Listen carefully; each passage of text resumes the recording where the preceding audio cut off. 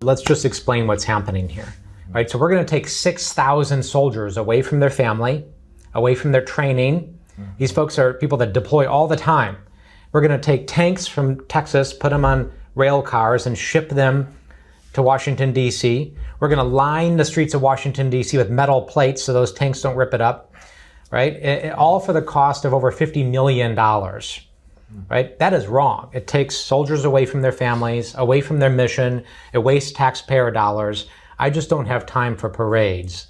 Can we all just agree that there's a very high chance that Trump planned this military parade on his birthday because he thought that was the only way to get Melania to spend his birthday with him? Trump's military parade may just be, in the words of the kids, the most pick-me event ever.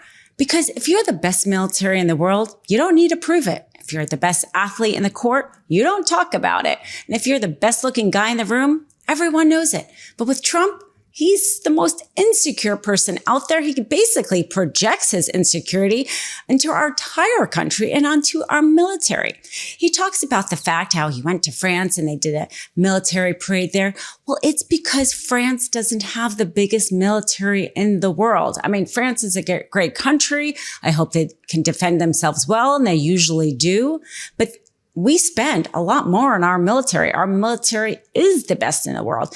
And when you're the best in the world, you don't need to prove it. But that concept is so far removed from Trump. I mean, Gavin Newsom has a really good talk about how it also shows weakness, because if you're so strong, again, you don't need to, let's say, brag about it. But it also just shows his lifelong insecurity complex. He has constantly needed to prove to all the rest of us how rich he was, even though he was bankrupt, right? What a good businessman he was, even though he filed for bankruptcy so many times. He talks about how tall he is, despite the fact that he's not, and there's so much photographic evidence to prove it. And then now he feels so insecure about our own military that our poor soldiers are out there trying to put on a theater for him. So this parade that Trump did for his ego, for his vanity, isn't very popular with Americans. Of course, you could see it with the protests across the country under the No Kings protest, but also in polling.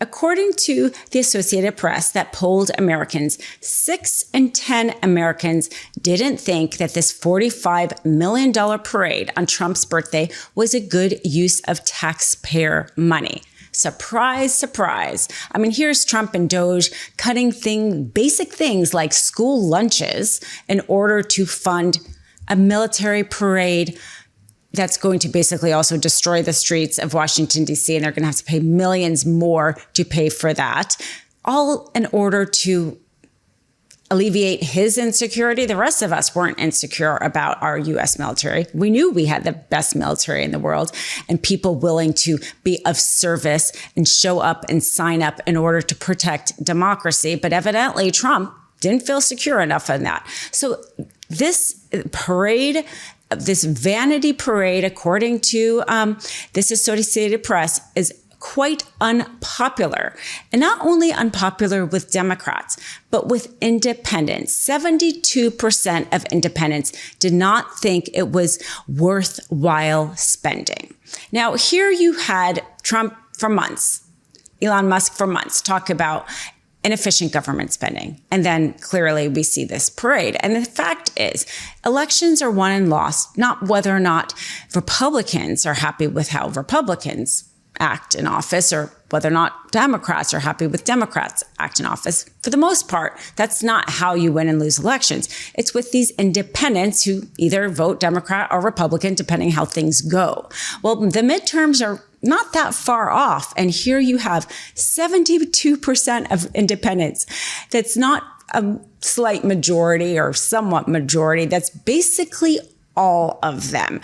And let me tell you, all these images from his parade will surely be shown in all those contested elections at the midterm, as well they should. Take a listen to how Newsom talks about this vanity parade really being about Trump's insecurity. In response to this military event, do it peacefully. It's a vulgar display. It's the kind of thing you see Kim Jong-un, you see it Putin, you see it with dictators around the world that are weak and just want to demonstrate strength. Weakness masquerading as strength. To fet the dear leader on his birthday, what an embarrassment. Honestly, that's about as small as it gets. How weak do you have to be to commandeer the military to fet you on your birthday in a vulgar display of weakness? That's Donald Trump. You know who else is at fault for this deeply unpopular, overly expensive vanity parade for Trump?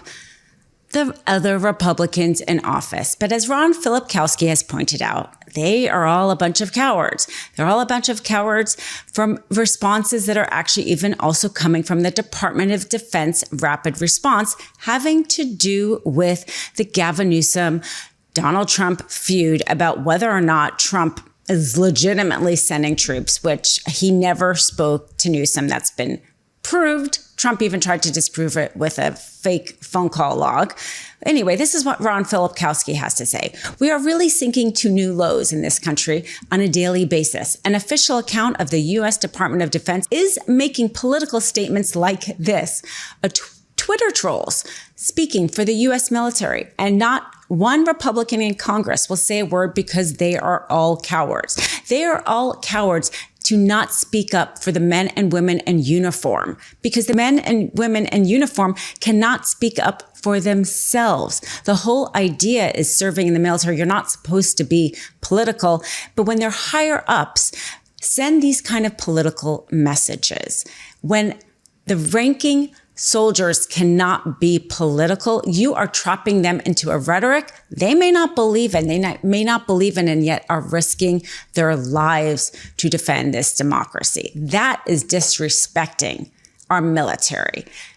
Having 6,000 soldiers leave their families to go travel to DC for this vanity project is disrespecting the military. Using millions and millions and millions of dollars on this parade at the same time you're cutting benefits for veterans is disrespecting our military. Take a listen to this discussion, just laying out how harmful this vanity parade and why it's so unpopular, because everybody realizes really how unnecessary and disrespectful it is. The most important story of our time is this one. What is this country going to allow him to do? This is an attempted authoritarian overthrow of the United States Constitution and the U.S. government, the attempted imposition of a dictatorial regime. That is clear. That is unambiguous. I think it is unquestioned. I think there are very few people on any side of American politics who would contend with that. The question is whether it will work. And the way we will find out whether or not it's going to work is not going to be something that happens in the White House. It's going to be something that happens in the streets and in the courts and in the states and in Congress and in every other place that people are trying to say no. The strength of the movement against him is what will determine our fate as a country. And what we are seeing over and over again in what I believe is the most important story in the country, what we are seeing over and over again is that protesting against him works. That he wants to seem strong, but he is not that strong. Organizing against him works. Fighting him in court works. Pushing back works. Protesting in the streets works. Now, Trump knows he's not actually that popular. That's why he pays people to show up for him. Paid people January 6th. They bust people in. People at his campaign rallies leading up to the presidential election were paid to come in, evidently. And then also now we're seeing him use soldiers who we're all paying to cheer for him. We see it at the Fort Bragg speech he just gave. It's not just the vanity parade, but now he's demeaning the service of soldiers by requiring them to be cheerleaders for him. But he knew he couldn't just have a random selection of soldiers behind him. He knows he's not popular enough. So he made sure only those soldiers who supported him showed up. So instead, what we got is we had cheering from soldiers about a statement that the man who currently holds the office of the president said. something that was clearly unconstitutional, that anybody who burns an American flag should be jailed for 1 year, even though clearly the Supreme Court has spoken on that, and that is protected free speech. But Trump so badly needs an applause that he used soldiers as props behind him to cheer for something so unconstitutional. And now those soldiers have to go and work and maybe be sent overseas among other soldiers who now know that their colleagues are okay with this unconstitutional statement. In fact, so okay with it that they cheered for it. So talking about banning trans people in the military because that sows division in the military, well, I think using them as props when you decide to say some outlandish, unconstitutional things as that certainly sows problems in the military. Take a listen to what he said and the use of soldiers as props.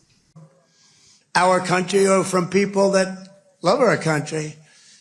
People that burn the American flag should go to jail for 1 year. That's what they should be doing. 1 year. And we'll see if we can get that done. We're going to try and get that done. We're working with some of your senators. I know Senator Josh Hawley is very much involved. And I know the 2 senators from here. I think you guys, are you guys in favor of it? Boy, would this be a bad time for them to say no. I got you.